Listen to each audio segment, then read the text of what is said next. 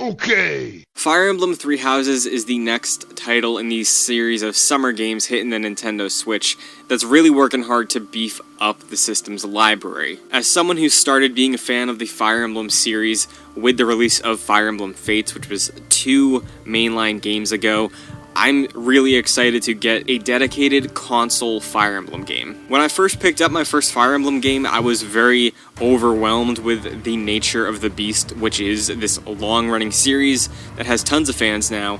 I felt lost going in, but to my surprise, it's very approachable, and I think Fire Emblem Three Houses is going to work that way for a lot of other people, so I figured I'd make a video sort of adjusting you before Fire Emblem Three Houses hits if you have any concerns, because I know big franchises like this, there's a lot of hesitation to jump in.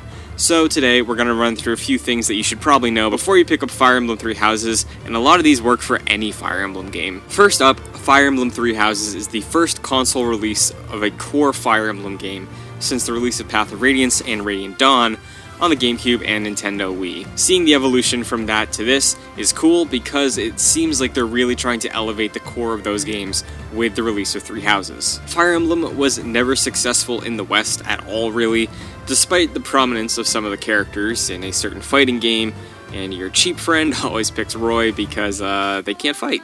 So, anyway, Fire Emblem was meant to end with Fire Emblem Awakening on the Nintendo 3DS, but the game did incredibly well beyond expectations. It kind of worked as a reboot for the series and has given us the Fire Emblem that we know today. Franchise history aside, every Fire Emblem is standalone in its character roster, the continental lore and story that's going on. So, like I said earlier, you can pretty much hop into any game without any questions. For example, with Three Houses, that's the world that exists, those are the characters you follow their journey. You really don't need to have any knowledge of previous campaigns or characters going in. It's all new. So when it comes to gameplay at its core, Fire Emblem is a straight-up strategy game.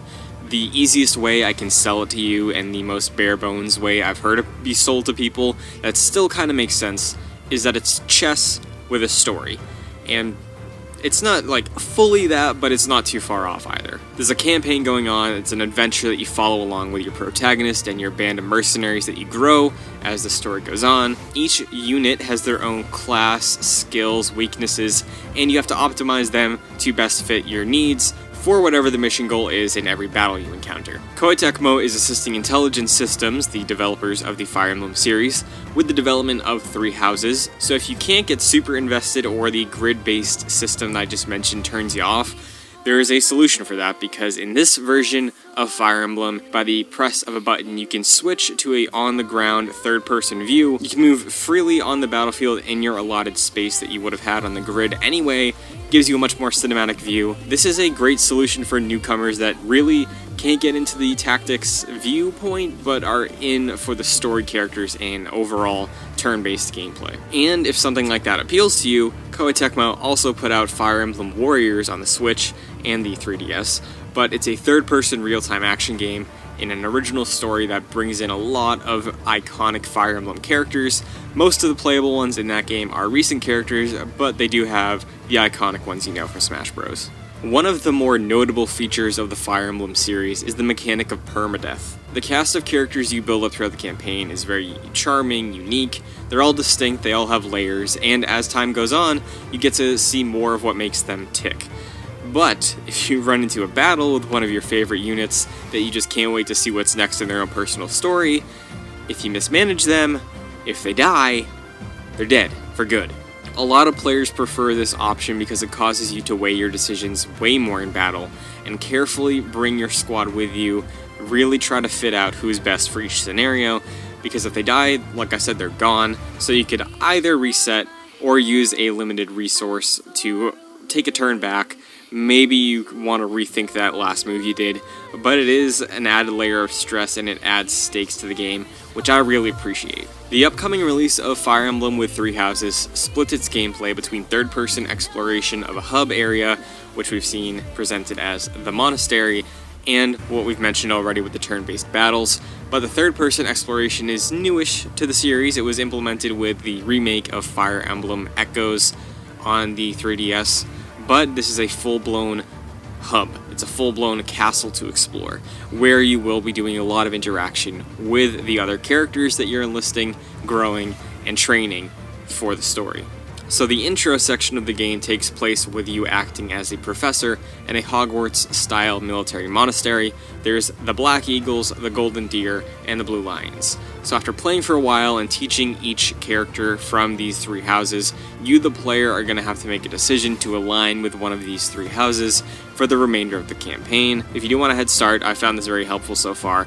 Nintendo has put out 3 separate promotional videos that I've linked in the description that give you a brief introduction to each house's character, their morals, ideals, and the figurehead of each house. Leaning Golden Deer, I was sold on Black Eagles for a bit, but after the videos, leaning Golden Deer. I'm gonna see how it goes, but we'll see. The gameplay split we've talked about so far is actually merged beautifully in Fire Emblem, because a lot of your character relationships that you craft through story moments, through hanging out with people, carries over into the battle and vice versa. If you have a strong relationship with somebody, then on the battlefield, if you're near them, you'll get buffs, you'll get bonus attacks, stuff like that. So your time out of battle is just as important to managing units on the field as it is actually fighting. So in 3 houses, as a professor in this monastery, you're going to have lots of opportunities to instruct your students, give them things that will benefit them on the field, instruct them in new weapon training, try to direct them to hang out with certain people so they can get their stat buffs when they fight with each other, or just doing fun little extracurricular scenes similar to something like Persona. In 3 houses, you will be spending a decent amount of time with this class of students, so if there is somebody that you come across that you really like their vibe, you love their personality, but they're from a different house than you're leaning towards, you can put your time, resources, and efforts into trying to recruit them to get them to follow you wherever house you end up choosing. So that's also something to think about while playing through the game, but that's a pretty slapdash explanation about what to expect from Fire Emblem, and specifically 3 houses. I think a lot of people can get turned off by the immense size of these games, because there's been reports that it's like 80 hours for one house playthrough. There's huge decision-making processes. There's a long history with the Fire Emblem series that's existed for years, and it can scare people from hopping in, but I think with the release of the Nintendo Switch, the first core Fire Emblem game, and a new, lore-free place to hop on, I think it's probably going to do very well. Reviews sound great. And yeah, if you're curious about something like this, I can recommend it, because I think Fire Emblem has great gameplay and charming characters that keep you sticking around. But if you're looking forward to Fire Emblem 3 houses as well, what house do you think you're going to end up picking? Honestly, you could sway what I decide if you have a good argument for it, but I'm interested to see where the allegiances lie. And if you've never played a game before and you're just checking this out, shout out, that's cool. But do you think this is going to be something you might be interested in picking up? So if you've stuck around for this long, I appreciate it as always. Also, big thank you. We hit 600 subs on JoyClicks a few days ago. Already at 740 right now, so that's kind of surreal. Trying to hit 1,000 by September 1st, but all my friends who work on the channel too, we're all super pumped to see the content doing this well. So, with that being said, thank you again, and as always, good vibes and good game.